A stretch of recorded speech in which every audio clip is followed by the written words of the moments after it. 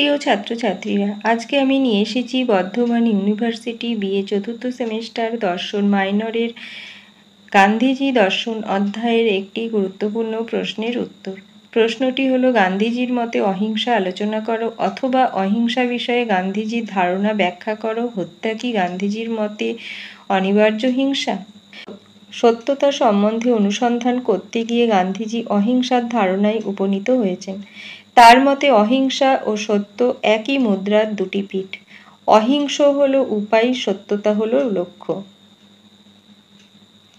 তার মতে অহিংসা শব্দের সাধারণ অর্থ হলো হত্যা না করা, এবং বিস্তৃত অর্থে এক কথার অর্থ হলো আঘাত না করা।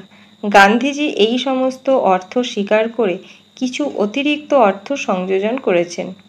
তার মতে হিংসা হলো ব্যাখ্যা দেওয়া ক্রোধ বা স্বার্থান্বেষী উদ্দেশ্যে হত্যা করা, এবং এই সমস্ত কিছু থেকে বিরত থাকা হলো অহিংসা।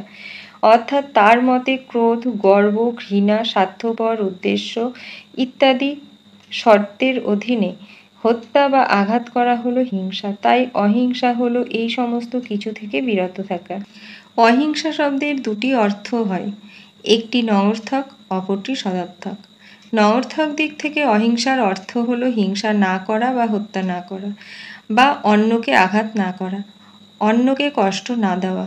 একদিক থেকে দেখলে অহিংসা হলো হিংসার বিপরীত, অর্থাৎ কায়িক, বাচিক, মানসিকভাবে হিংসা না করাই হলো অহিংসা। ক্রোধ, অন্ধকার, ঘৃণা, ঈর্ষা, দ্বেষ, মন্দ অভিপ্রায় বা এরকম কোনো মানসিক প্রবৃত্তি দ্বারা পরিচালিত কাজই হলো হিংসা।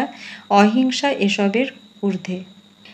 গান্ধীজি অহিংসার সদর্থক দিকের প্রতি বেশি গুরুত্ব দিয়েছেন। তার এই সদর্থক দিকেরই তাৎপর্য সর্বাধিক।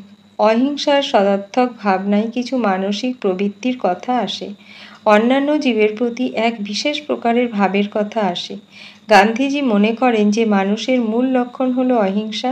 অবশ্য নিজ অস্তিত্ব বজায় রাখতে গিয়ে মানুষকে কিছু হিংসা করতেই হয়, তবু অহিংসাই মানবজাতির মূল নিয়ম। হিংসার দ্বারা লব্ধ বিষয় স্থায়ী হয় না, হিংসার ভিত্তিতে কোনো গঠনমূলক কাজ করা যায় না। অহিংসাকে মানুষের ক্ষেত্রে স্বাভাবিক বলে গান্ধীজি মনে করতেন। তার মতে বিবর্তনের গতিও অহিংসাভিমুখী। মানুষের শারীরিক দিক থেকে কিছু শক্তি ও হিংসা সাধিত হলেও মানুষের যেহেতু আত্মাই মূল, তাই তার প্রকৃত স্বরূপ হলো অহিংসা। মানুষের আধ্যাত্মিকতা জাগ্রত হলেই তার অহিংস রূপ প্রভাবিত হয়ে পড়ে বলে গান্ধীজি মনে করেন। গান্ধীজি বলেন যে অহিংসার সদর্থক স্বরূপ হলো প্রেম।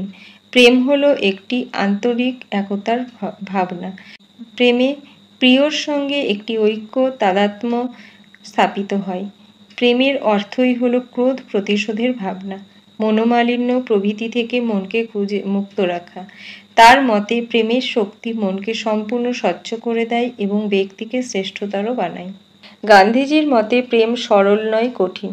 প্রেমে বিরোধীর প্রতিও প্রেমভাব রাখতে হয়। এর জন্য অন্তরের বল, আত্মিক বল প্রয়োজন। তাই অহিংসার পথ দুর্বলের পথ নয়, সবলের পথ। প্রেমে ব্যক্তির সমস্ত আত্মবল প্রযুক্ত হয়।